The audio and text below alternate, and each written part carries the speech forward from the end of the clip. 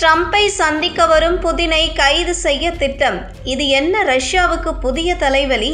பகீர் பின்னணி. உக்ரைன் போர் விவகாரம் குறித்து விரைவில் ட்ரம்ப் புதின் ஆலோசனை நடத்த உள்ளனர். இருப்பினும் புதினுக்கு சர்வதேச நீதிமன்றம் பிடிவாரண்ட் பிறப்பித்துள்ளதால் ட்ரம்பை சந்திக்க வரும்போது அவர் கைது செய்யப்படலாம் என்றும் தகவல் உள்ளது. உண்மையில் புதின் கைது செய்யப்படுவாரா? அதற்கான வாய்ப்புகள் என்ன என்பது குறித்து நாம் பார்க்கலாம். உக்ரைன் போர் தொடர்ந்து வரும் நிலையில் அதை முடிவுக்கு கொண்டுவர ட்ரம்ப் தரப்பு பல்வேறு நடவடிக்கைகளை எடுத்தது. அதன்படி அவர் ரஷ்ய அதிபர் புதினை சந்தித்தும் ஆலோசனை நடத்தவுள்ளார். இன்னும் சில மாதங்களில் இரு தலைவர்களும் சந்தித்து ஆலோசனை நடத்துவார்கள் என தெரிகிறது. இருப்பினும் இதில் சிக்கல் என்னவென்றால், கடந்த 2023 சர்வதேச குற்றவியல் நீதிமன்றம் ரஷ்ய அதிபர் புட்டினுக்கு எதிராக ஒரு பிடிவாரண்ட் பிறப்பித்தது. உக்ரைன் போரின் போது நிகழ்த்தப்பட்ட போர் குற்றங்கள் மற்றும் உக்ரைன் குழந்தைகளை சட்டவிரோதமாக நாடு கடத்தியது ஆகிய குற்றச்சாட்டுகளில் புட்டினுக்கு பிடிவாரண்ட் வழங்கப்பட்டது. இருப்பினும் சர்வதேச நீதிமன்றத்திற்கு தனியாக போலீஸ் துறை இல்லை என்பதால் அவர்களுக்கு கைது செய்யும் அதிகாரம். எனவே கைது வாரண்டுகளை அமல்படுத்த உறுப்பு நாடுகளின் ஒத்துழைப்பு தேவைப்படும். அதன்படி ஹங்கேரி மற்றும் அண்டை நாடுகளான செர்பியா, ருமேனியா உள்ளிட்டவை புதின் விமானம் தங்கள் வான்வெளிக்குள் நுழைந்தால் அவரை கைது செய்ய வேண்டும். ஹங்கேரி புட்டினை கைது செய்ய வேண்டும் என ஏற்கனவே ஜெர்மனி வலியுறுத்தியுள்ளது. அதே நேரம் அதற்கான வாய்ப்புகள் மிக மிக குறைவு என்றே சொல்ல வேண்டும். ஹங்கேரி சர்வதேச நீதிமன்றத்தின் உறுப்பு நாடாக இருந்தாலும் அந்நாட்டின் பிரதமர் விக்டர் ஓர்பன் அதிலிருந்து விலக முடிவு செய்துள்ளார். கடந்த ஏப்ரலில் அந்த ப்ராசஸ் தொடங்கப்பட்ட நிலையில் அது முடிய 1 வருடம் ஆகும். இதனால் ஹங்கேரி சட்டப்படி புட்டினை கைது செய்ய வேண்டும். இருப்பினும் ஓர்பன் ட்ரம்பின் ஆதரவாளர்களாகவும் ரஷ்யாவுடன் நெருங்கிய உறவு கொண்டவராகவும் இருப்பதால் புட்டின் கைது செய்யப்படுவது சாத்தியமற்றது. ஹங்கேரி ஏற்கனவே புட்டினின் பாதுகாப்பை உறுதி செய்துள்ளது. போர் குற்றங்களுக்காக தேடப்படும் நெட்டன்யாகு கடந்த ஏப்ரல் மாதம் ஹங்கேரி வந்தபோதும் கூட அவர் மீது எந்தவொரு நடவடிக்கையும் ஹங்கேரி எடுக்கவில்லை என்பது குறிப்பிடத்தக்கது.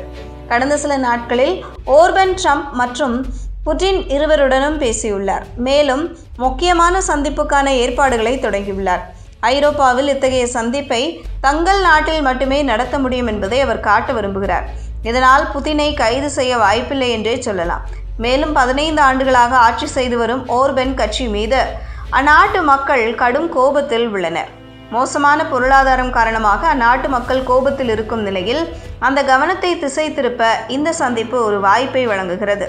வரும் டிசம்பர் மாதம் ட்ரம்பை சந்திக்க ஹங்கேரிக்கு வர புட்டின் ஒப்புக்கொண்டால் சுமார் 4 ஆண்டுகளுக்கு பிறகு அவர் ஒரு ஐரோப்பிய ஒன்றிய நாட்டிற்கு மேற்கொள்ளும் முதல் பயணமாக இது இருக்கும். இருப்பினும் அவர் ஹங்கேரி வருவதும் அவ்வளவு ஈஸி இல்லை. சர்வதேச நீதிமன்றம் பிடிவாரண்ட் பிறப்பித்ததிலிருந்து புட்டின் தனது வெளிநாட்டு பயணங்களை குறைத்துள்ளார். கடந்த ஆகஸ்ட் மாதம் அலாஸ்காவில் ட்ரம்புடன் மீட்டிங் நடந்தது. ரஷ்யா, அலாஸ்கா இடையே பெருங்கடல் மட்டுமே இருப்பதால் ஈஸியாக சென்று வந்துவிட்டார்.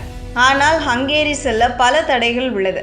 ஐரோப்பிய ஒன்றிய நாடுகளின் தடைகள் காரணமாக ரஷ்ய விமானங்கள் ஹங்கேரி உட்பட ஐரோப்பிய ஒன்றிய உறுப்பு நாடுகளின் வான்வெளியில் பறக்க தடை செய்யப்பட்டுள்ளன. இதற்கு ஐரோப்பிய ஒன்றியங்கள் நினைத்தால் விலக்கு தரலாம். இருப்பினும் போர் ஆரம்பித்தது முதலே ஐரோப்பிய நாடுகள் உக்ரைனுக்கு திட்டவட்டமாக ஆதரவு தந்து வருவதால் புட்டினை அனுமதிக்குமா என்பது கேள்விக்குறியே. ரஷ்யாவில் இருந்து ஹங்கேரிக்கு வர இப்போது 3 வழிகள் உள்ளன. ஆனால் அது எளிமையானது இல்லை.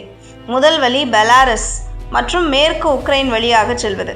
இதன் மூலம் வெறும் 3 மணி நேரத்தில் ஹங்கேரி சென்றடையலாம். இருப்பினும் உக்ரைன் மீது புட்டின் செல்வது சாத்தியமே இல்லாதது. எனவே புட்டின் விமானத்தின் மீது தாக்குதல் நடத்தவும் வாய்ப்பு அதிகம்.